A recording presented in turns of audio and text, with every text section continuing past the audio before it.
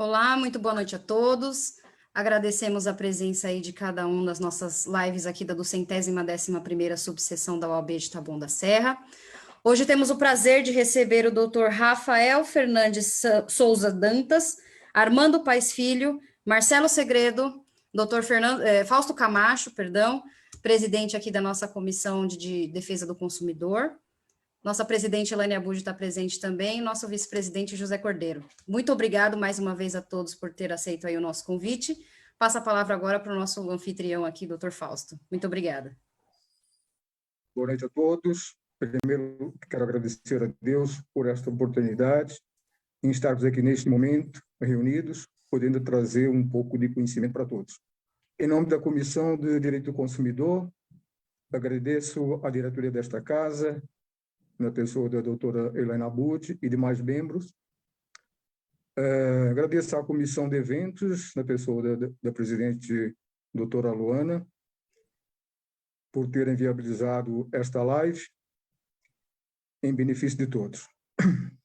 Agradeço a todos os membros da Comissão de Direito do Consumidor que colaboraram neste evento, a coordenação do curso de Direito da Faculdade Anhanguera, de Taboão da Serra, na pessoa do seu coordenador, professor Francisco Alencar Júnior.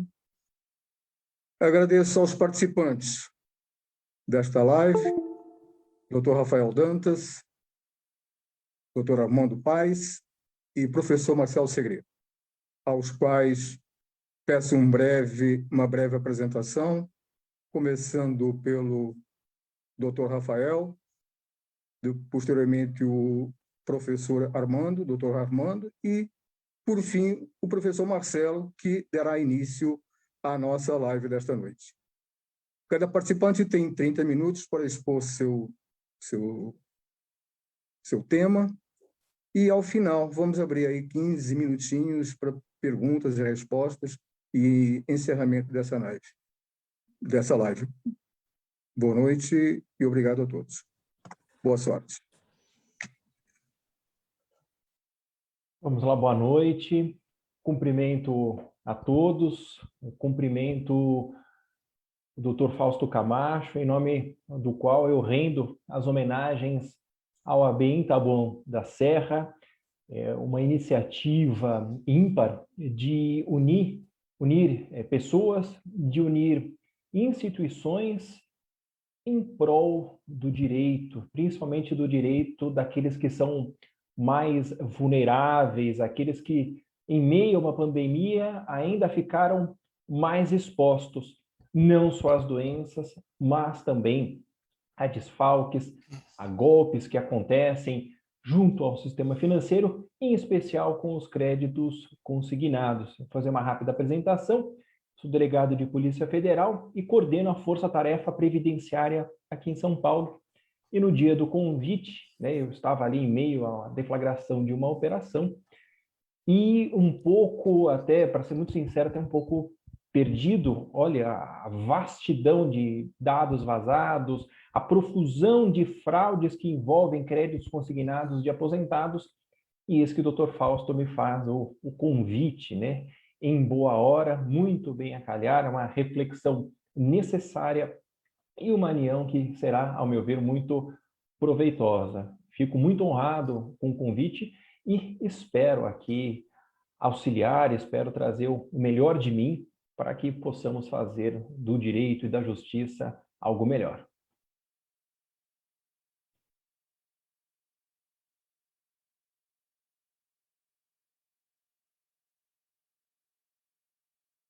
Acho que precisa ativar seu áudio, doutor Fausto.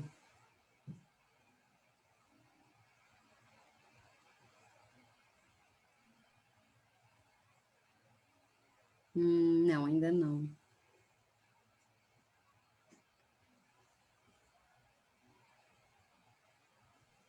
Aí, agora foi. Ativou?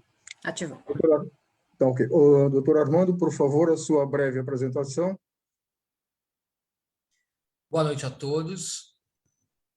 Como o doutor Rafael acabou de falar, é uma honra estarmos aqui. Gostaria de agradecer a todos.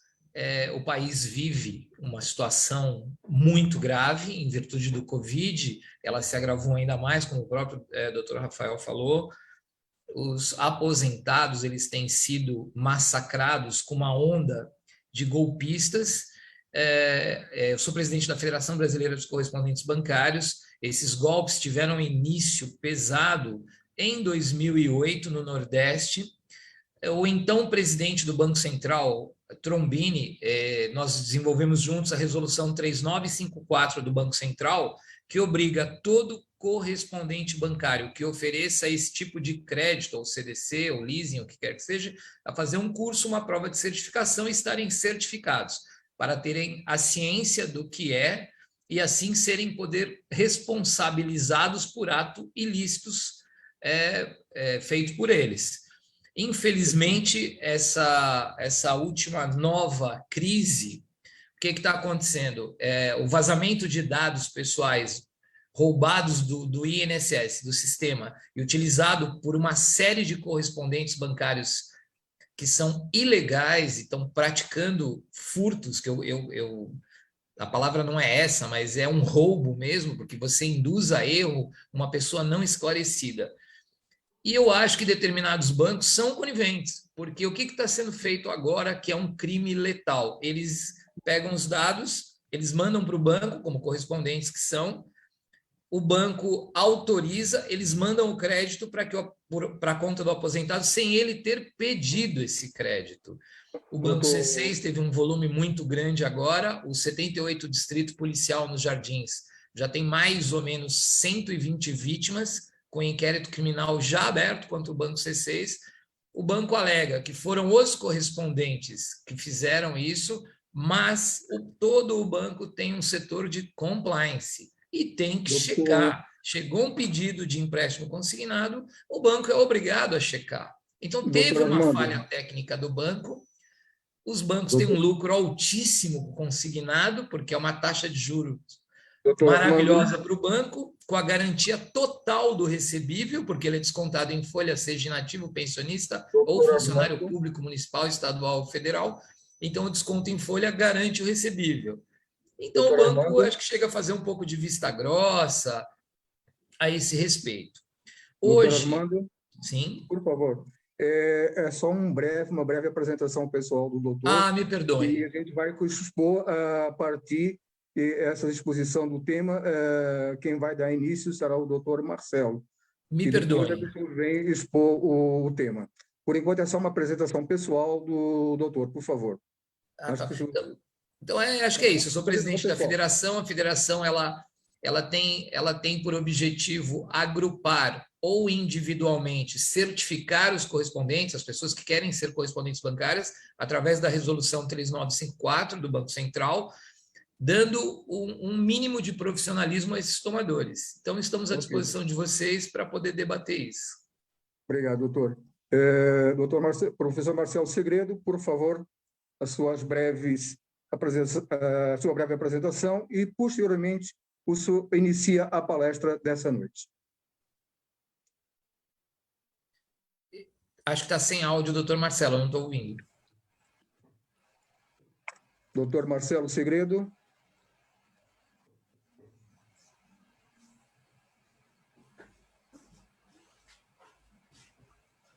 Doutor Marcelo Segredo.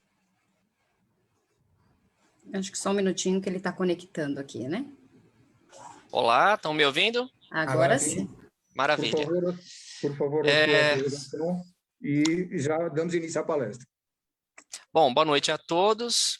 Eu sou o Marcelo Segredo, eu sou coaching financeiro, né? Sou especializado em gestão de crise financeira e contratos bancários há 28 anos. E o maior número de pessoas que eu atendo aqui no meu escritório são aposentados e pensionistas do INSS. E é essa apresentação que eu vou estar trazendo para os senhores nessa noite. E é assustador o que está, de fato, acontecendo. Dr. Rafael, Dr. Armando vão ficar assustados com o que eu vou mostrar aqui hoje, porque, de fato, eu estou ali na linha de frente, atendendo essas pessoas o dia todo, analisando documentos e vendo tudo que está errado. E a profissão de coaching financeiro traz um grande defeito: analisar dados, analisar números, e aí a gente pega tudo. Bom, vamos dar início então. Pode ir, doutor? Por favor. Por favor. Ok, deixa eu só abrir aqui.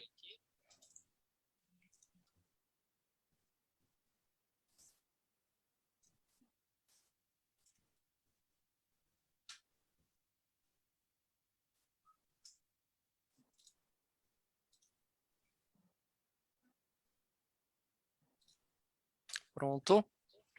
Bom, da última vez que eu fiz uma live aqui com vocês, o número de brasileiros endividados era de 65%.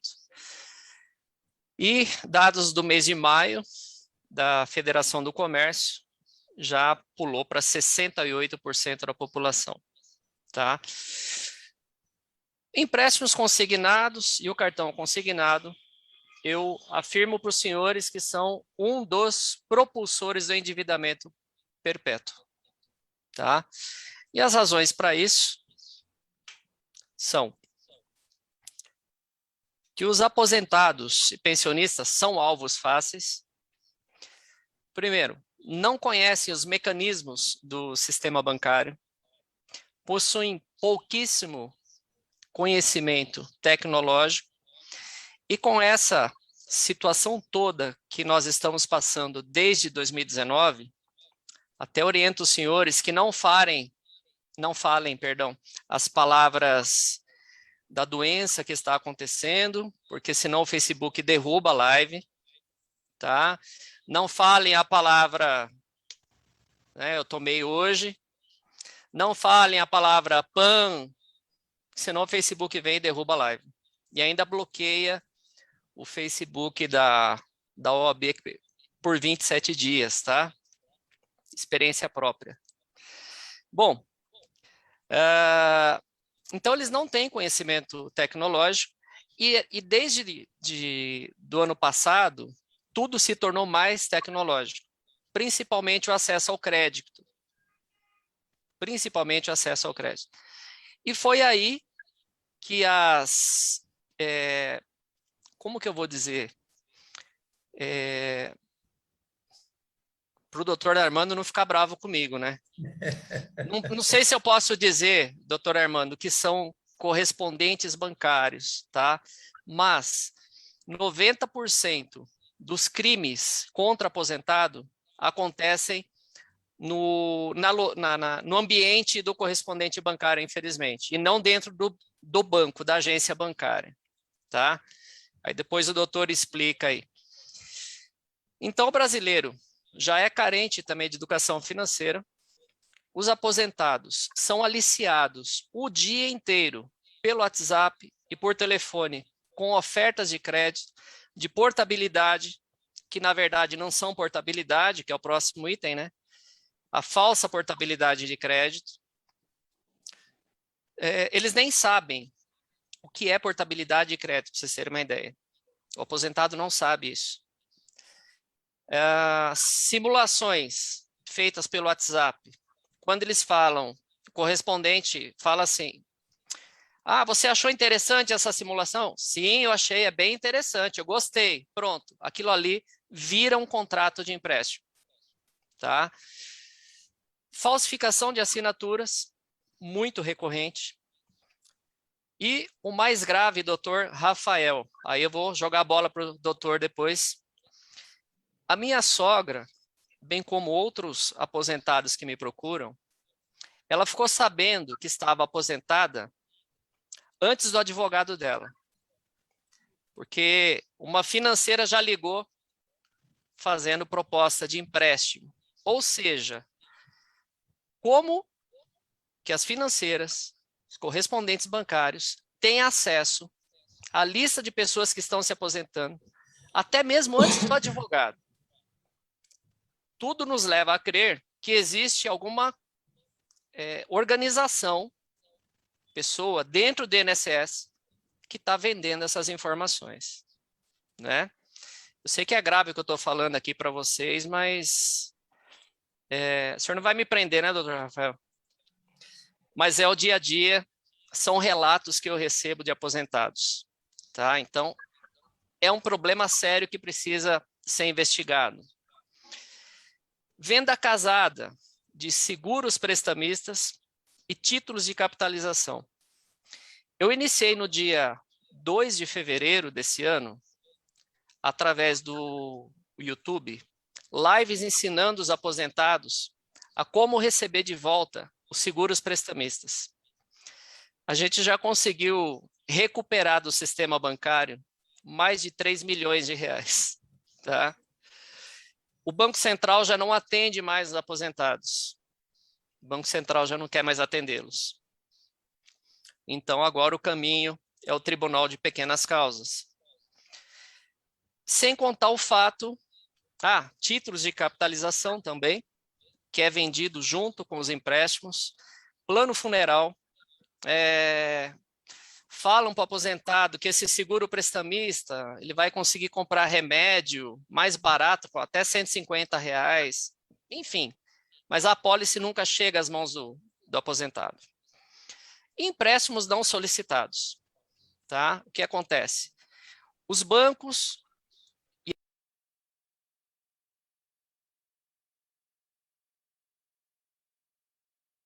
e as financeiras têm acesso à ficha financeira desses aposentados dentro do INSS. Eles veem que tem margem, acreditam o dinheiro na conta corrente. Muitas vezes, esse dinheiro creditado na conta corrente, o aposentado já está devendo lá o cheque especial vai e come aquele empréstimo. O aposentado não tem como devolver o dinheiro. E aquilo se concretiza como uma nova linha de crédito, sem que ele tenha solicitado. E um dos mecanismos para isso, que eu vou mostrar agora, é o cartão consignado. Tá? Deixa eu correr aqui, pessoal. Então, vamos lá. Observe essa setinha preta que eu estou mexendo aqui, ó. Total da fatura, R$ 2.888. Pagamento do mínimo, R$ 94,91, que é o que é descontado diretamente na folha do aposentado. Logicamente, nesse quadro amarelo, nós vamos ter que o saldo devedor ficará menor. A questão é, setinhas vermelhas aqui, ó. Num único mês, o banco cobrou seguro prestamista dentro de um cartão de crédito consignado 2 vezes. Só de seguros, R$ 165. Encargos, mais 152. Aí eu vou diluir aqui. O pagamento feito de R$ 94 menos esses valores, ou seja, o aposentado fecha essa fatura já devendo R$ 57,93 para o mês seguinte. Ou seja, o pagamento do mínimo que é feito no desconto do INSS é sempre insuficiente para cobrir os encargos e seguros que são cobrados na fatura do cartão consignado. É muito comum os senhores ouvirem aposentados dizendo: eu pago esse cartão consignado há 10, 15 anos e a dívida nunca termina, a dívida nunca diminui. Por quê? Por causa desse mecanismo de se cobrar um mínimo que não cobre sequer os encargos, seguros e IOF que são cobrados mês a mês. O aposentado jamais é orientado a pagar o mínimo e pagar um valor adicional da fatura. Mesmo porque a minoria deles recebe essas faturas em casa, o que é um grande problema. E quando pedem a fatura para o banco, os bancos se recusam a dar. Por quê? Porque a partir do momento que o aposentado enxerga a fatura, ele vai saber que está sendo cobrado seguros e outros serviços que os bancos costumam vender, que são nada mais são do que vendas casadas. Entendo eu da seguinte forma: quando um banco empresta dinheiro dentro da taxa de juros, já existe uma previsão, uma margem que ele cobra mais como perda, como calote. O banco já tem a garantia de que vai receber do aposentado porque é descontado na aposentadoria. O que justifica se cobrar um seguro prestamista? Se não, um enriquecimento sem causa. E aí, partindo aqui para o próximo slide, o único documento que o aposentado tem acesso é a esse extrato, chamado de extrato de empréstimos consignados, que é fornecido pelo INSS. E nesse extrato, aparece aqui o cartão consignado como reserva de margem consignável, o famoso RMC. Então, vem aqui, R$ 49,90. E cada vez que ele paga esses R$ 49,90, tá? Esse valor volta aqui para esse quadradinho azul, que está escrito aqui em cima, margem para cartão, como um novo limite para ele pegar mais empréstimo. Qual a prática do sistema bancário? A cada 12 meses, quando o aposentado acumula 500, R$ 1.000 aí de margem, o banco pega, acredita esse valor na conta do aposentado sem que ele tenha pedido esse empréstimo. E aí se inicia novamente todo o processo do ciclo de endividamento que o aposentado não consegue sair. Então, o mecanismo desse cartão de crédito consignado é escravizante.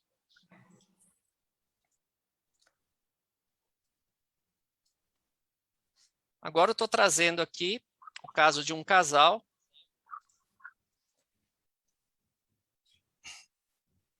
Eles estiveram ontem no meu escritório. Todos esses empréstimos que eles fizeram, que o correspondente fez para eles, esse caso foi uma loja, né? Todos com o mesmo banco.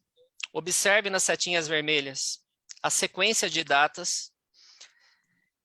Foram creditados R$ 13.018 na conta corrente desse aposentado, sem que ele tivesse pedido esses empréstimos. Sem assinaturas, sem nenhum tipo de contato por telefone ou pelo WhatsApp. A mesma coisa com a esposa. Mais 22.636 feitos através do mesmo banco, mesmo correspondente bancário. Mais 22.636. E aí, quais são os tipos de contratos que os bancos costumam embutir esse seguro prestamista, essa venda casada? O empréstimo pessoal, o empréstimo consignado, cartão consignado e nos financiamentos de veículo. Sendo que agora, a nova modalidade do sistema bancário é cobrar esse seguro, mas mostrar nesse campo aqui do contrato, onde eu estou colocando aqui, ó, seguros, R$ 54,30. Os bancos colocam aqui seguros, 0,00. E aí, quando você pede a pólice do seguro, você descobre que o seguro está embutido dentro da prestação. Ou seja, além de fazer a venda casada, omite a informação do cliente, omite a informação do aposentado. E esse seguro se apresenta com vários nomes diferentes, né? Nesse exemplo aqui, é um outro tipo de contrato, capital segurado. E aqui eu trago para os senhores uma decisão judicial em que o juiz determinou, entendeu que esse acréscimo do seguro ao total financiado gera um aumento excessivo do saldo devedor, causando desequilíbrio no contrato.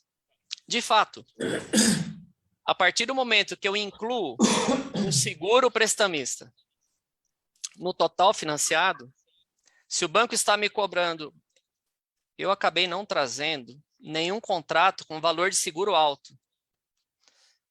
Mas eu tenho um caso que eu analisei hoje, que o seguro prestamista equivale a R$11.000. Varia de 6% a 7% do valor financiado. Esses R$11.000, senhores, financiados em 96 meses, com juros de cartão, ou do cartão consignado, perdão, se torna uma dívida gigante. Tá? Ou seja, o banco embute o seguro, o aposentado não tem dinheiro para pagar a vez, e o banco cobra juros por isso. E para finalizar a minha parte, eu trago aqui,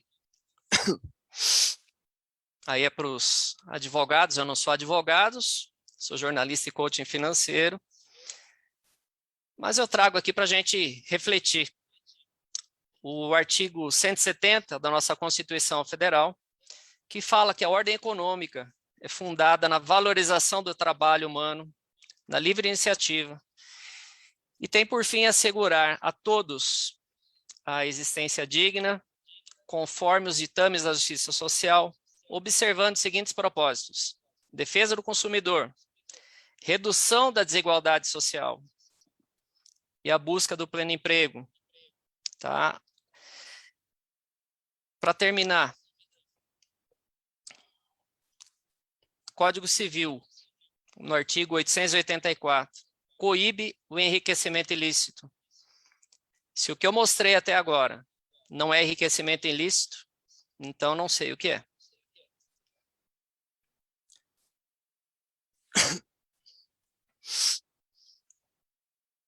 A discrepância, tá, entre o lucro do sistema bancário e a realidade dos brasileiros é tamanha que, na minha opinião, a nossa Constituição Federal, Código de Defesa do Consumidor, estão sendo rasgados, literalmente jogados no lixo.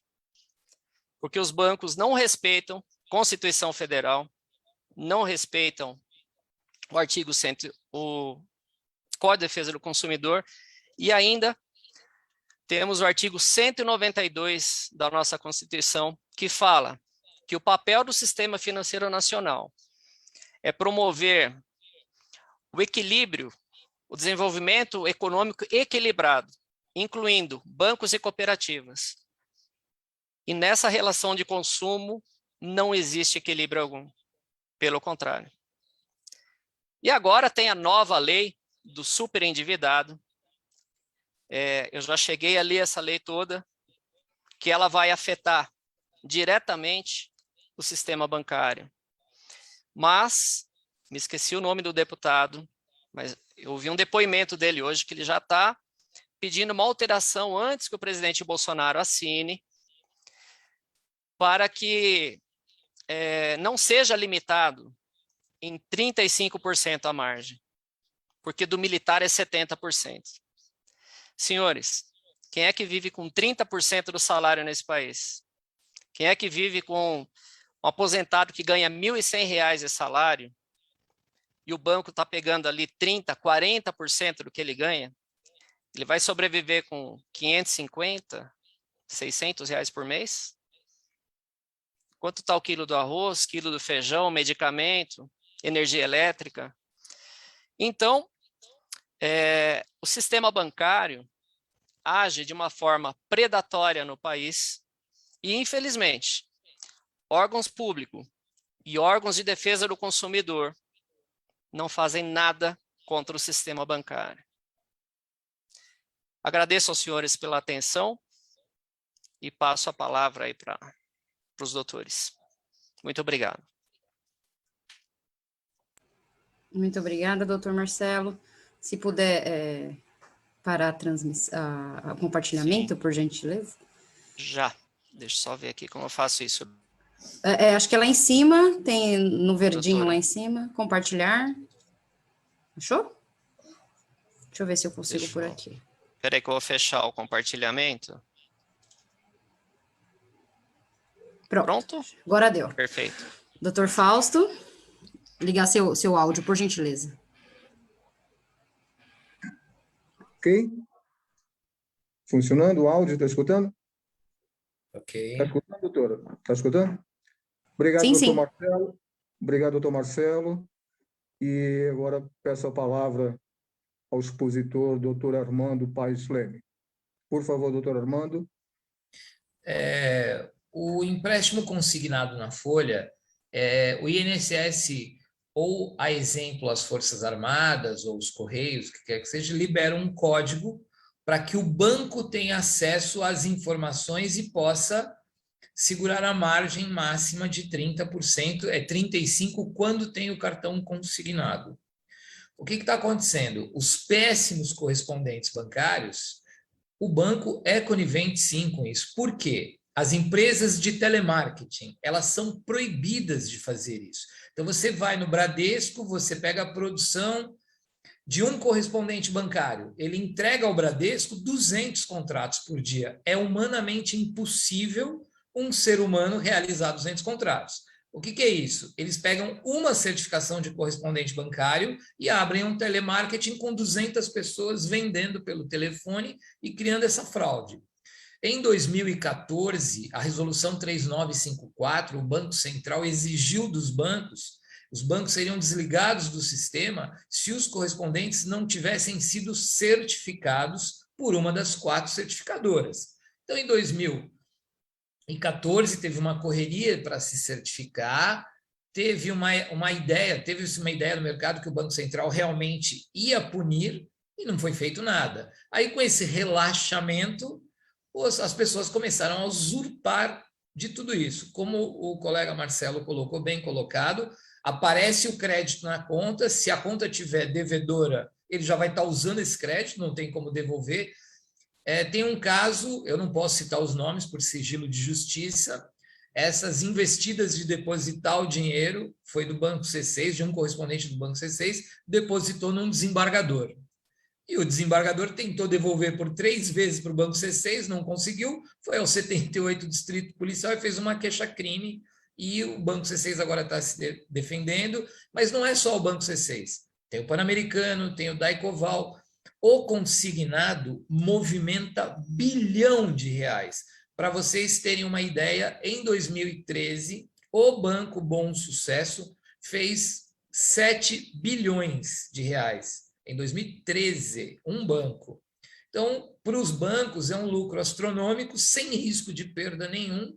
Essa casadinha de colocar produtos é proibido por lei do Sistema Financeiro Nacional. O consignado é puro. O consignado foi criado para que o aposentado de baixa renda que precisasse de comprar uma geladeira ou uma televisão e não tem crédito porque não tem score, utilizaria do seu crédito consignado. Os bancos movimentaram bilhões nisso, viram o mercado, os correspondentes estão ficando ricos, porque não é a figura do agente autônomo de crédito, não é um correspondente, é uma empresa que recruta 200 vendedores, nenhum certificado e faz no volume. Para vocês terem uma ideia, os bancos têm o ranking de produtividade de determinadas empresas de correspondentes bancários. Isso é crime contra o Sistema Financeiro Nacional. Falsidade ideológica, uma série de problemas. Eu mandei, à época, para vocês terem uma ideia, um ofício, a federação mandou um ofício para o ministro Guedes, para que se a gente tentasse criar um modelo de fiscalização, fiscalizar os grandes correspondentes bancários. Então, eu não posso citar nomes, claro, mas tem um grande correspondente no Ceará, ele tem 600 posições no telemarketing e 2 pessoas certificadas.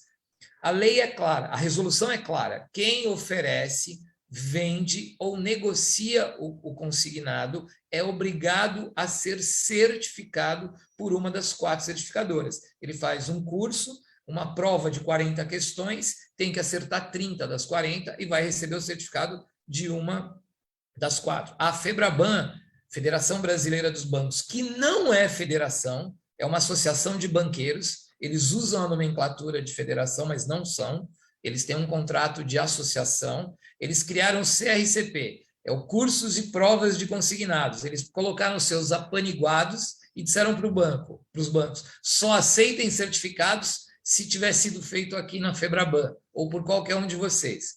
A ANEPS, Associação Nacional dos Prestadores de Serviço, eles eram os pastinhas irregulares à época, aí tiraram o consignado, partiram para ser como correspondente bancário, e se você for pegar as fraudes, essa que o doutor falou, e pegar o número do correspondente, sempre vai ter uma ou duas pessoas com 200, 300 fraudes, que é impossível, que é a prática de volumetria de tomada disso através de grupos de telemarketing. Eu estou muito satisfeito do doutor Rafael estar participando, da Polícia Federal que vai intervir. Não sei, eu não tenho capacidade jurídica para expor o que eu vou falar agora, mas o doutor que me corrija. Acho que a Polícia Federal só pode atuar em bancos federais. Eu não tenho certeza disso, Caixa Econômica Federal e Banco do Brasil. Mas o sistema financeiro que compõe os 222 bancos, dos 222, 180 sobrevivem do consignado, pelos volumes astronômicos. E agora a gente está sofrendo no mercado financeiro nacional a invasão dos banks. Então o cara abre na junta comercial o West Bank, abre um site, sai vendendo consignado sem ser correspondente, sem ter Ambid, sem ter CPA 20, sem ter absolutamente nada. Ele é um aplicativo de pagamento e fala que é um banco. Não tem registro do Banco Central, não tem absolutamente nada. Então, esse movimento de vocês, a OAB, de vocês está de parabéns de criar esse bate-papo, essa informação toda, para que a gente possa juntos tentar chegar ao Banco Central, chegar ao Ministério Público Federal e falar, vamos mudar, ampliar a resolução 3954, vamos melhorar, criar um sistema de fiscalização para esses correspondentes ou diminuir a margem dos bancos. Os bancos só podem fazer X bilhões por ano, porque é aberto. Tem banco que faz 12, 15, 18 bi por ano. Então, se tiver uma margem de operação, eu acho que a gente começa a lastrear e a limitar esse mercado. Aí vai diminuir essa sequência de roubos e que a gente consiga punir os falsos correspondentes e os correspondentes que não são idôneos. Eu acho que é isso. Queria que o doutor Rafael falasse um pouco do trabalho no INSS, que deve ser muito grande, porque é um dos maiores sistemas de previdência do mundo, é o nosso.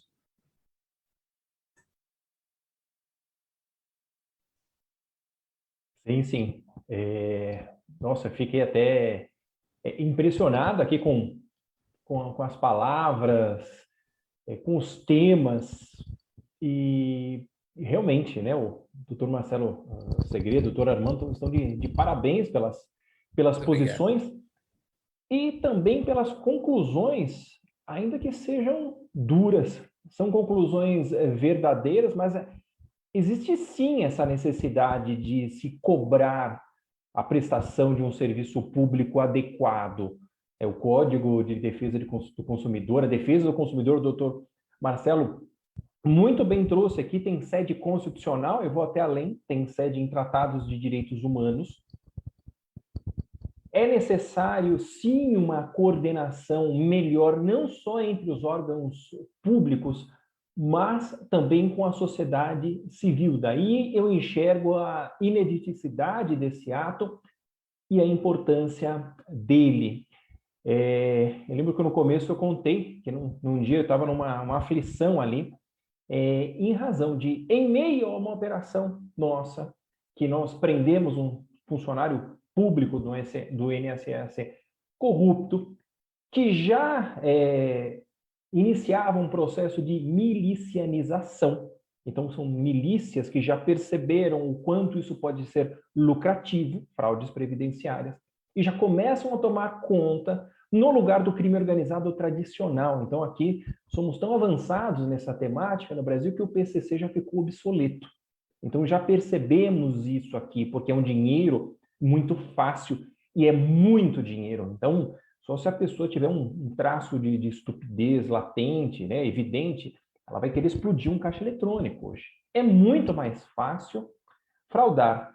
E o porquê daquela minha agonia? Percebemos que a digitalização que aconteceu dos serviços públicos no Brasil foi feita de supetão. Não é que não estávamos preparados. Ninguém havia pensado nisso. E aí eu percebo de uma visão criminológica, como é que pessoas vulneráveis, pessoas pobres, pessoas que não têm conhecimento, pessoas que não têm a capacidade de se defender em razão do seu discernimento, foram expostas com essa digitalização.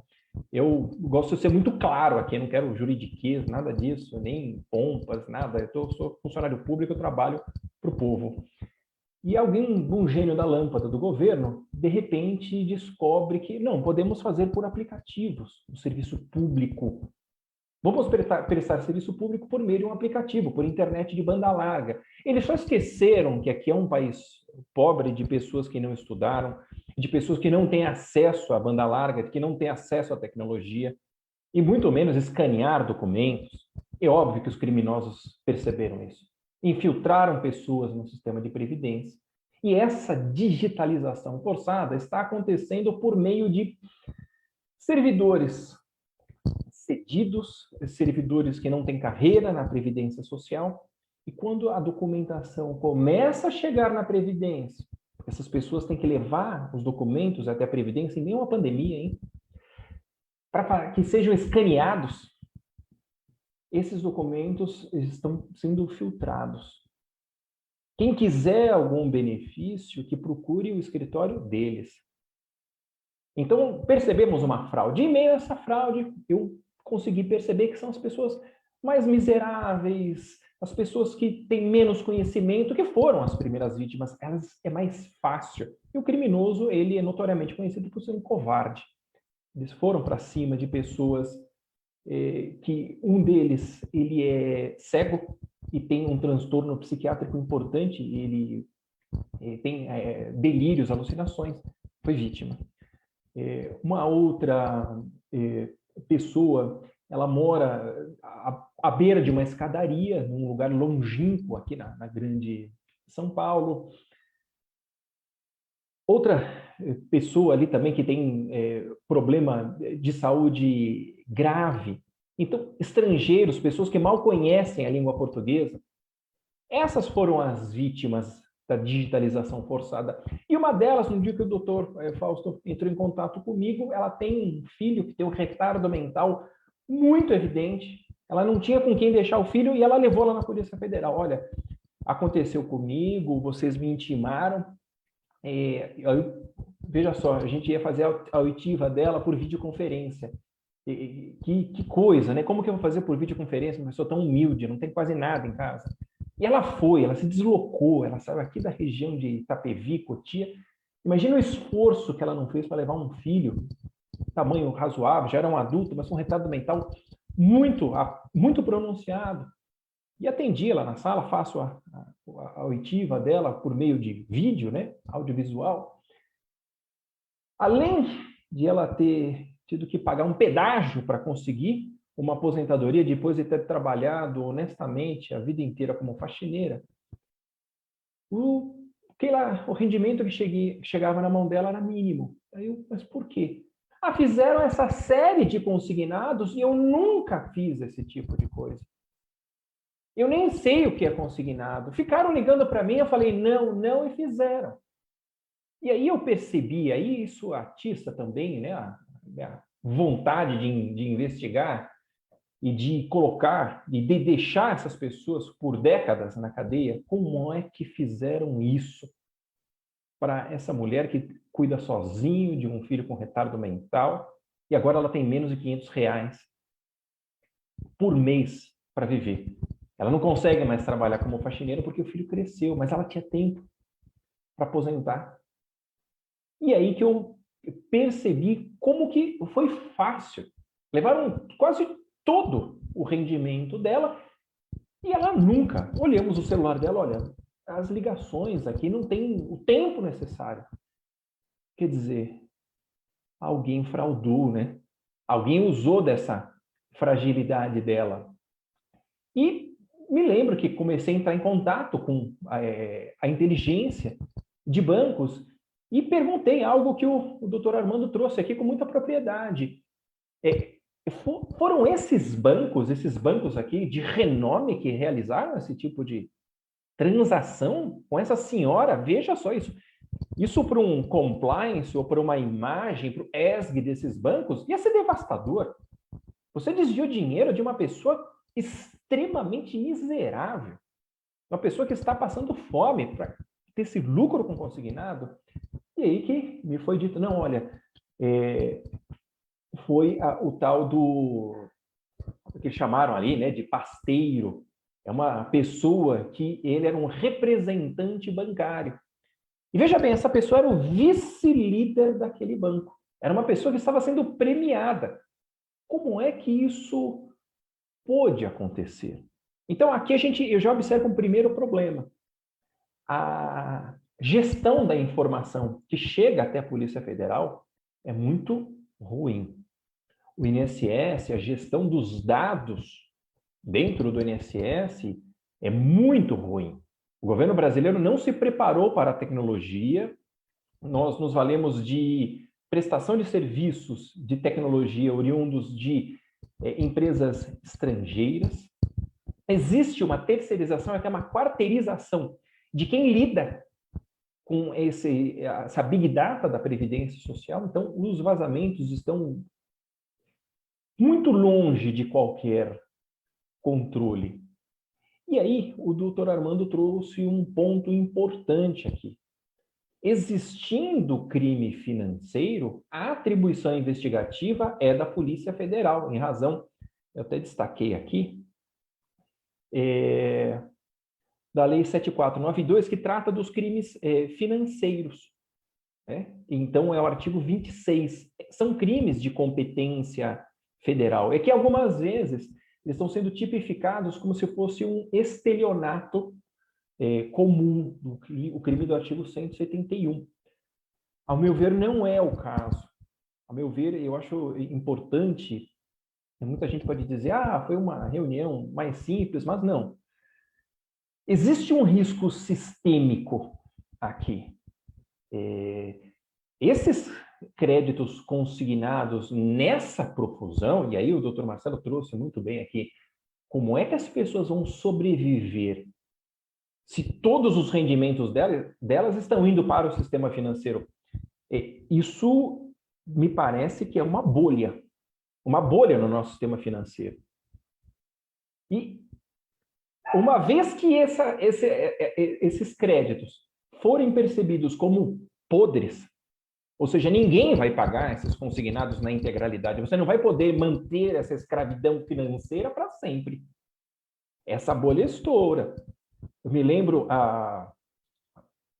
foi um caso no leste europeu, salvo engano, foi a Albânia, que passou por uma crise de bolha financeira em razão de consignados. Então, muitos desses consignados vão se tornar impagáveis, seja em razão de fraudes, seja porque existe o completo descontrole. Essas pessoas, do ponto de vista do direito do consumidor, estão expostas. Elas estão sendo enganadas. Elas não têm noção de que elas vão pagar 96 prestações, elas não têm noção de que elas pegaram 100 e vão pagar 500. Quer dizer, existe uma sangria, uma transferência de renda ao contrário do que a Constituição diz. Está indo do mais pobre para o mais rico. Então, isso sim é importante. E eu enxergo aqui como uma nova oportunidade. Há sim um problema de gestão. As informações não têm chegado na Polícia Federal sobre correspondente bancário que é líder. Então, essa informação que o doutor Armando trouxe, eu desconhecia. De que ele não pode. Como que um correspondente bancário vai realizar 200 contratos? Quer dizer, ele está quarteirizando, né, a licença dele, ele está terceirizando. Já tem a licença para ser agente financeiro, depois isso é terceirizado para o correspondente, e o correspondente quarteiriza para uma central de telemarketing. Esses são dados financeiros jogados também ao vento. Enxergo isso como uma oportunidade investigativa já mais inteligente. Ao invés de ficar observando vítima por vítima, é necessária uma ação disruptiva, usando de jurimetria. Espera aí, Quais são os correspondentes aqui que estão gerando essa anomalia? 200, 300 contratos num dia é humanamente impossível. Isso é indicativo de fraude.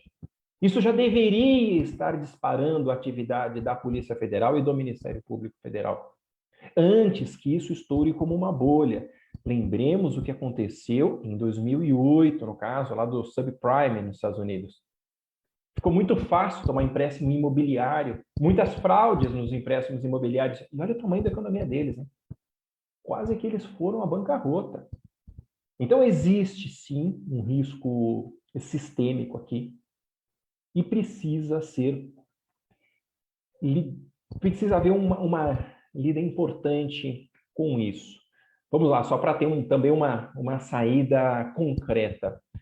Em algumas das nossas investigações, e o Brasil é muito atrasado no que tange à investigação criminal, talvez em razão da administração ou do Congresso Nacional já ser terrivelmente infiltrada de criminosos, então aqui é mais ou menos um paraíso para os criminosos e a situação está piorando. As instituições da persecução penal estão sendo desmontadas. Existe, sim, um processo de desinstitucionalização no Brasil.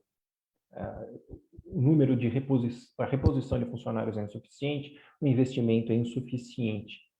Isso até o Sérgio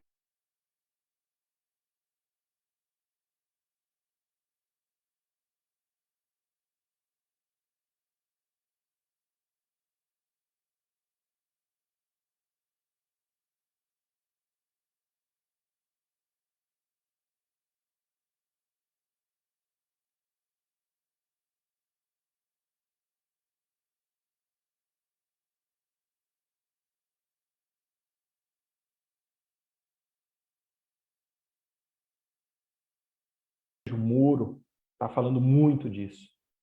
Não adianta, o Estado brasileiro, por si só, já não tem mais a capacidade de lidar com essa criminalidade. Alguns outros países eles já também perceberam isso. Então, há necessidade, em razão disso, de uma maior participação, de uma aproximação da sociedade civil com os órgãos de persecução penal. E tem gente que pode até imaginar ser estranho, mas a OAB, que são os advogados, junto com a Polícia Federal, eles não são antagônicos, não é assim que eu enxergo. Tanto delegados de Polícia Federal quanto advogados, nós trabalhamos com a mesma lei. Nós podemos ter pontos de vista diferentes, mas fora da lei nós não podemos trabalhar. Nem a polícia trabalhando com abuso, indo além do que a lei permite quando investiga, e nem um advogado associando-se a criminosos. Direito de defesa é sagrado. Então é um ponto importante. E temos aqui em São Paulo já uma operação que é um projeto piloto para tentar unir a sociedade civil em uma investigação policial, em um inquérito policial. E como é que isso pode acontecer? Será que no Brasil nós temos esse mecanismo, que a gente vê muito nos Estados Unidos, né, o promotor privado, observamos também na Inglaterra, porque eles têm um programa de combate à corrupção muito efetivo, muito forte. E aí as próprias instituições financeiras, as empresas têm interesse na melhora do ambiente. Porque um ambiente dominado por corruptos, por criminosos, ele não permite a prosperidade. O Brasil é um grande exemplo disso. Países que controlam a criminalidade, que controlam ilicitudes, fraudes, prosperam. Países que são paraísos de criminosos definham. É o nosso caso atualmente. E temos uma investigação interessante aqui, que é de interesse da ANFAVEA, da Associação Nacional dos Fabricantes de Veículos Automotores. Alguns empregados ali empreenderam fraudes contra a Previdência Social, só que isso terminou por resvalar ali, atingir o interesse dessas empresas.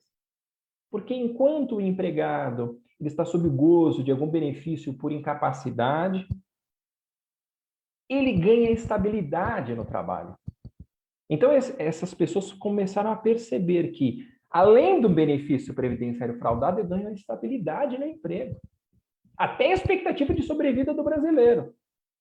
Se a empresa quiser me readaptar para eu não fazer nada, ótimo, eu vou ganhar sem trabalhar. Se quiser me demitir, que pague todo esse tempo de indenização. É ótimo, né? A gente já percebeu que a Ford foi embora, o país está passando por um processo de desindustrialização graças a essa sagacidade do brasileiro. E nesse nosso inquérito, as empresas têm nítido interesse em nos ajudar, para que nós possamos compreender como que funcionam algumas entranhas sindicais pútridas. E existe um mecanismo. Aqui no Brasil é bem incipiente, mas tem funcionado. Temos a lei do detetive particular, e essa lei permite que um ente privado, e esse ente privado pode ser também representado ou pode ser um advogado, colabore com as investigações. Então, nós temos um dispositivo legal que permite esse auxílio. Eu tenho até um termo ali de acordo de cooperação público-privada em investigação criminal circunstanciado. Então, existe esse caminho, e eu espero que esse nosso encontro aqui venha prosperar, né? Que essa aproximação aí, só tenho que ter elogios aqui ao Dr. Fausto, né? A sagacidade dele, desde a época que ele foi meu aluno, continua.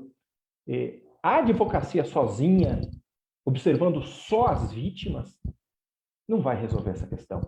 A Polícia Federal sozinha, encaminhando ofício para instituições financeiras que não têm interesse nenhum em colaborar, também não vai resolver. E aí a gente percebe que nós estamos nas nossas áreas não só por profissão, não só por prosperidade, por estabilidade na vida. Existe algo além, existe um senso de justiça que nos toca aqui. Eu percebi nas falas do Dr. Marcelo de que o senso de injustiça está muito nítido. Não é possível que essas pessoas continuem a ser enganadas desse jeito. O doutor Armando também. Como é possível que isso continue a acontecer justamente com essas pessoas mais frágeis, mais vulneráveis, que o nosso dever como sociedade deveria ser o de ajudar. Só que não. Além de nós não conseguirmos proteger essas pessoas estão sendo lançadas aos tubarões. Isso que não pode acontecer. Só que sozinhos aqui não vamos fazer nada. Eu hoje até terminei, só para terminar minha fala aqui, eu sei que eu gosto de falar bastante, um programa jornalístico, até um jornalista um pouco duro, eu não gostava muito dele porque ele criticava muito a instituição onde eu trabalho, mas agora eu vejo como ele tem razão. E comentando um tema, ele observou como que as pessoas mais pobres, as pessoas no Brasil são tão expostas à maldade e, às vezes, isso é tão doloroso que elas nem percebem. Acho que isso casa demais com o que nós estamos falando. Elas nem percebem o mal que está sendo cometido contra elas. Ele citou aqui um trecho do livro Minha Formação, do Joaquim Nabuco. Joaquim Nabuco, ele foi um abolicionista. No século XIX, ele enxergava a escravidão como algo ruim, coisa que o Brasil enxergava como normal, parece hoje, né? E aí o doutor Marcelo trouxe muito, né, essa questão da escravidão. As pessoas estão sendo escravizadas aqui e não percebem porque são humildes, não percebem porque são pobres, não percebem porque não têm estudos, eles não têm defesa. É muito a questão do consumidor aqui. E ele trouxe a origem disso, que tem raiz lá na escravidão. Foi tão violento esse processo que as pessoas nem percebiam o quanto eram espoliadas. Eu vou só tomar a liberdade aqui de ler para que isso toque o nosso coração e que isso seja o motor aqui para as nossas mentes trabalharem. tanto a parte do senhor era inscientemente egoísta, então parece que a pessoa não tem consciência da maldade, da brutalidade, seja no senhor, tanto a do escravo era inscientemente generosa. Ele não percebia a maldade que estava sendo causada a ele. A escravidão permanecerá por muito tempo como uma característica nacional do Brasil. Ela espalhou por nossas vastas solidões uma grande suavidade. Foi o contato, foi a primeira forma que recebeu a natureza virgem do país e foi a que ele guardou. Ela povoou como se fosse uma religião natural e viva, com seus mitos, suas legendas, seus encantamentos, insuflou-lhes sua alma infantil, suas tristezas sem pesar, suas lágrimas sem amargor, seus silêncios sem concentração, suas alegrias sem causa, sua felicidade sem dia seguinte. Se nada for feito, não haverá dia seguinte. Aí o que eu enxergo aqui, crimes contra o sistema financeiro, instituição financeira clandestina, isso é crime. A prática de falsidade no âmbito financeiro, isso também é crime. O crime de organização criminosa aqui, ao meu ver, está claro. 200 pessoas alinhadas para desviar a lei, para criar um risco financeiro, isso é organização criminosa. E há de responder todos aqueles que, tendo conhecimento, nada fizeram. Os bancos têm responsabilidade, sim, hein? Artigo 13, parágrafo 2º, inciso 1 do Código Penal. Eles têm o dever legal de evitar esse resultado catastrófico. Então, eu enxergo que dessa reunião aqui podemos prosperar demais, para que justamente em um eventual estouro de bolha, uma crise, essas pessoas não venham sofrer ainda mais. Muito obrigado pela oportunidade, pela participação, e vou manter os meus contatos sempre abertos, né? Quero mais reuniões aqui como essa e vamos concretizar. Então, aconteceu, né, de essas informações chegarem, o canal de comunicação da Polícia Federal precisa ficar muito mais claro, muito mais aberto. Muito obrigado mesmo. Bacana, doutor Rafael, muito obrigada, viu? Se me permite, doutor Fausto, aqui no Face, que a gente está ao vivo no Facebook, temos uma questão só, mas eu gostaria de esclarecer, de pedir para os doutores aí esclarecer o seguinte, nós temos um alcance bem bacana aqui no nosso Facebook de pessoas, de público, num todo, né, não só advogados. Então, estou vendo que o nosso público hoje aqui tá bastante aqui, né, a gente tem uma audiência bem legal. E esse assunto tão atual, tão instigante, né, tão intrigante, e muitas pessoas estão passando por esses problemas, por, às vezes, né, dependendo do valor desses empréstimos que são feitos, enfim, as pessoas têm a opção de entrar pelo juizado especial, né, então elas vão muitas vezes sozinhas, sem advogados. Então, só para a gente tentar dar uma saída aí para essas pessoas que pretendem... O ideal é sempre procurar um advogado para ter uma defesa, né? Melhor e tal. Mas, se for o caso, tem essa opção também legal. Vai atrás de... Depois que fez o BO, né? Primeiramente faz o boletim de ocorrência e processa quem? O banco, o INSS, a terceirizada, todo mundo. Competência vai para federal, fica na estadual. Em relação a essa questão da divulgação dos dados pessoais, que agora, né, a gente tem essa lei, proteção de dado nenhuma, a quem essas pessoas, né, podem recorrer, como que funciona, até às vezes, né, a gente tem aqui alguns jovens advogados, enfim, para dar aí uma saidinha para a gente, por favor. Olha, eu posso até responder isso daí para vocês, que eu tenho um canal no YouTube que por dia tem hoje mesmo eu estava numa live às 18h20, tinha lá 850 aposentados acompanhando a live, dando as instruções, né? Então, o caminho é, sim, o Tribunal de Pequenas Causas, até mesmo para não ter mais despesas ainda, a maioria está numa situação de vulnerabilidade financeira, né?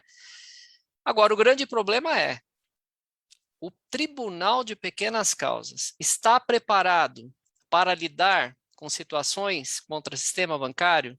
Infelizmente não. Infelizmente não. Eles falam que o aposentado, o pensionista, precisa de uma perícia contábil. Nem precisa de perícia um caso desse. Eu sou da área financeira, não precisa de perícia para isso. Mas falou que é banco, não, tem que ter um perito, tem que ter...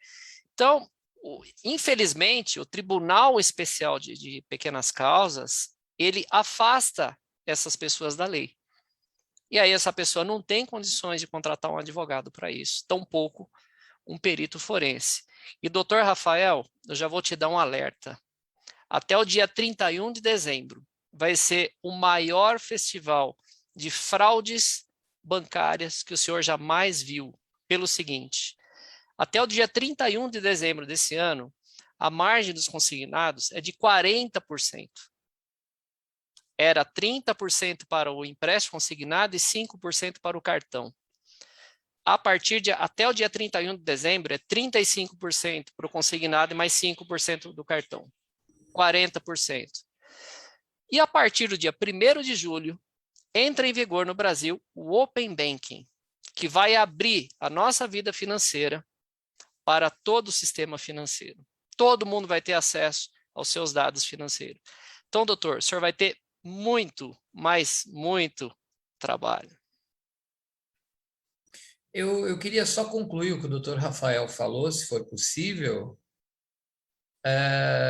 O doutor Rafael, o banco, ele bloqueia os 30% do tomador, mas o funding é do banco. Ele é conivente de 100% na fraude. E por que o banco faz isso? Porque ele tem um lucro astronômico com o pagamento garantido, seja do INSS, o municipal ou o próprio federal. Então, ele está amparado, ele não tem risco nenhum, zero. Eu posso citar para o senhor depois, posso ir até a Polícia Federal e lhe passar 4 empresas de consignado, que as 4 juntas fazem 700 milhões de reais por ano, porque eles têm mais de 700 pessoas vendendo ilegalmente. E o banco sabe, porque quando o banco recebe os contratos, tem um código de correspondente bancário, ou 2 no máximo, para um volume de contrato astronômico. Só que o banco, o lucro dele é tão alto, ele quer aferir lucro, como o colega Marcelo falou, é voraz, ele não quer saber, a população está à margem de sucumbir, como aconteceu nos Estados Unidos, que o senhor colocou muitíssimo bem, a quebra lá foi em cima do imobiliário. O correspondente bancário ele é composto de 2 seções, o transacional ou o negocial ou o completo. Essas empresas são o negocial, eles só mexem com contratos. Nós temos uma maneira de acabar com essas fraudes, que é a seguinte: nós aqui, a federação, certificamos todas as lojas Renner, todas as lojas C&A, todas as lojas Colombo, as lojas americanas, que são empresas institucionais que levam um serviço a mais ao seu consumidor. Então, elas são idôneas para não praticar essa fraude. Então, se a gente fizer uma campanha, olha, você quer um consignado? Procure uma rede sólida. Por exemplo, as lotéricas, são os correspondentes bancários Caixa Aqui. Procure uma lotérica onde a fraude não vai acontecer desse jeito. Ele vai lá, é uma instituição reconhecida, tem um nome a zelar por trás, são grandes conglomerados econômicos que não são da área financeira, são do varejo. Mas, para fidelizar os seus clientes comprando, eles oferecem outros serviços. Por exemplo, uma pessoa mais humilde que não quer entrar num banco, que os bancos não querem mais receber contas de consumo. Ele vai à lotérica, ele vai à Marabras, que é o habitat natural já deles, onde eles se sentem bem. Então, tentar conduzir esses novos aposentados, aí eu quero um consignado, eu vou nas lojas, nas Casas Bahia, um exemplo, onde é uma empresa sólida, que não vai, de maneira nenhuma, usurpar a rede financeira, porque ela tem o que perder. Esses consignados, que operam 200, 300 pessoas, são grandes aproveitadores. O cara enfia 70 milhões no bolso e fecha a empresa, e vai viver num paraíso fiscal ou fora. E a gente está falando também que essas empresas, elas têm uma grande sonegação fiscal. Tem que saber como é que elas lançam. Para vocês terem uma ideia, acho que o Marcelo, como é da área financeira, sabe, a margem para o vendedor é 6%. Se ele quiser à vista, então ele faz um consignado de 10%. Ele pode receber 6% à vista ou 35% diluído nas parcelas. E aí criou-se uma prostituição operacional travestida de portabilidade. Então ele deixa, o aposentado que fez o empréstimo de 10 mil, na sexta parcela ele liga de novo, quer mais dinheiro? Vamos transferir para outro banco. E eles estão vendendo esse crédito, rodando e ganhando 6% de novo em cima. E, como o Marcelo colocou muito bem, é a falsa baixa do crédito. O aposentado vai se endividando e vira um escravo do débito financeiro. Então, é muito grave, de médio para longo prazo, vai ter um colapso no sistema e eles vão ficar sem o dinheiro. Então, mais uma vez, também faço minhas as palavras do Dr. Rafael, cumprimentar o Fausto por ter tido essa iniciativa. Eu acho que esse grupo devia de se reunir, talvez fora do vídeo. Eu tenho muita informação.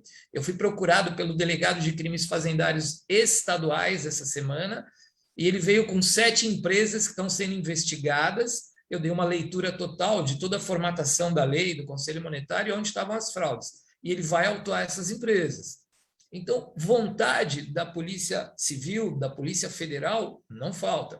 Como o doutor Rafael colocou muito bem, o meu sangue é verde e amarelo, eu sou ex-militar de exército. E o que acontece? O Brasil, como o senhor mesmo citou do Sérgio Moro, eu não tinha ouvido, perdeu a capacidade operacional por não fazer concursos, por não ampliar os quadros, por não equiparar as instituições fiscalizadoras com alta tecnologia, blockchain, esse tipo de coisa que vai parar isso. E, do outro lado, tem o poder econômico dos bancos, que vencem porque a maior deliberação deles é o sonho de consumo de todo mundo, que é dinheiro. E aí acontece tudo isso. Mas eu estou muito feliz de ter participado, eu acho que é um passo importante, e o Brasil vai começar a caminhar num rumo agora, porque o aposentado já sofre com a baixa do INSS, porque ele vai perdendo a remuneração ao longo dos anos, que não vai realimentando, e aí o ministro da Economia fala que o INSS vai falir, quer extinguir. Não, o dinheiro está sendo mal usado. Está sendo mal usado aonde? Nesses vazamentos. Mas muito obrigado a todos. Sim, não, eu queria só complementar que o doutor Armando trouxe. É uma questão de cegueira deliberada. Eu já até fiz uma operação que nós prendemos até uma parlamentar que ela alugava, né, o gabinete dela para que fraudadores ali se apresentassem, e eles tinham, né, o cenário de um gabinete parlamentar. Então, aparentemente, aquilo ali era lícito. Ela terminou presa em razão disso, perdeu o mandato, porque se fazia de cega. No caso dos bancos, é evidente a cegueira deliberada. Ele tem o dever ali de observar qual que é a cadeia, né, de onde vem esse dinheiro. E acho um ponto interessante também, há aqui no Brasil atualmente uma comissão da OCDE, né, observando se o Brasil tem a capacidade de ser uma nação civilizada e fazer parte da OCDE. Há também legislação internacional, né, a FCPA americana. Então, se essas empresas, se a gente perceber que aqui vai ser difícil, é possível uma cooperação internacional, aí a pancada vem muito mais forte, né? A Foreign Corrupt Practice Act, que é uma lei americana anticorrupção de caráter extraterritorial. Então, vontade de trabalhar aqui temos, e o doutor Armando já está convidado ali, né, para nos reunirmos lá na Polícia Federal, vai ser recebido ali de tapete vermelho com todas essas informações. Então, novamente, aí, agradecer ao Fausto e a todos os participantes. Muito obrigado. Eu queria estender um convite a cada um de vocês, pedir ajuda aos colegas advogados. Eu não sou advogado, pedir ajuda ao doutor. Eu fui procurado essa semana pela ONU, uma divisão da ONU no Brasil. Eles querem bancarizar os refugiados aqui residentes, porque eles não conseguem tirar conta bancária. E a gente vai preparar um processo de bancarização deles para que eles possam se integrar à sociedade brasileira e ao mercado financeiro. E está tendo uma operação criminosa, como o senhor está falando, que é o seguinte: os bancos estão tomando o dinheiro dos fundos americanos a 3% ao ano e emprestando no consignado a 1,85% ao mês. Então, é 1 bilhão e bilhão que está rodando por aí. Daí a vista grossa, daí eles querem volume. Então, se eles começarem a apertar, não, eu quero você, correspondente, você tem que fazer seguir a regra da lei. Eles vão cair em 70% na quantidade de operação. E os bancos querem lucro. Então, mais uma vez, muito obrigado. Vou visitar o senhor, acho que é na Lapa, a sua delegacia, não tenho certeza. Faço questão de ir lá tomar um café. Exatamente. Nós, aqui na Grande São Paulo, veja só o tamanho da Grande São Paulo, temos uma superintendência. Né? É pequeno, né? Nossa estrutura é pequena. Então, daí a necessidade de integração. Integração, essa seria a palavra. O Sérgio Moro está trazendo textos interessantíssimos aqui a gente percebe que a proteção ambiental hoje é muito mais responsabilidade privada. O Estado já viu que não vai cuidar. Por que não na governança também, né? Por que no combate a esse tipo de corrupção em larga escala também não, né? Então a gente pode ser bastante inovador nisso, né? O convite está aberto aqui a todos, né? Advogados querem trazer situações que envolvem fraudes, isso aí me parece muito sistêmico e já vai atrair a nossa atribuição. Muito obrigado. Obrigada, doutores. Então, partindo para a única pergunta que temos aqui no Facebook, é do Samuel Silva, desculpa. Quanto aos seguros escondidos, qual é a finalidade deles? Lucro para a entidade que está oferecendo, só esse, porque o consignado ele é garantido o pagamento no bloqueio do recebível do inativo. Então é lucro corrupto, só serve para isso. Perfeitamente, doutor. Obrigada. Desculpa, pode falar. Só comentar aqui com os doutores que em fevereiro desse ano eu fiz uma live, né, pegando palavras duras, né, apresentações duras, igual a gente fez aqui do sistema bancário, e o Banco Agibank, né, foi numa delegacia aqui de São Paulo me acusar por calúnia e difamação, porque eu apresentei uma notícia que já estava largamente apresentada na internet, de que eles estavam cobrando uma taxa de juro aí de mais de 500% ao ano de um aposentado. Eles perderam o processo, estava no canal do Juca Kfouri, na UOL, enfim. Mas, como eu tenho um canal que tem muita repercussão para aposentados, então eles me representaram aí numa delegacia, perderam, obviamente, o processo, né? Mas fui taxado como criminoso por falar de um banco, gente. Olha só. Eu tenho 72 processos, a Só federação... isso, meu irmão? Então tá bom. 72 processos na Eu só figura tenho do presidente, que sou eu, Eu de sou um falar bebê. essas coisas, mas todos os processos, ao longo do desenvolvimento judiciário, a gente ganha, porque contra fato não há argumento. Eles podem falar o que eles quiserem, e eles verdade. tentam nos calar através do poder econômico e falar, não, Exato. vamos processá-lo na justiça, por Exato. calúnia, mas eles perdem no decorrer. Sim, exatamente. Doutores, então, por enquanto aqui eu me despeço. Muito obrigada por ter aceito o convite. Doutor Armando, doutor Rafael, Marcelo, muito obrigada. Doutor Fausto, muito obrigada também pela iniciativa de fazer essa palestra. Foi muito bacana participar. Muito obrigada, doutor, tá com a palavra. Tem que ligar o seu áudio.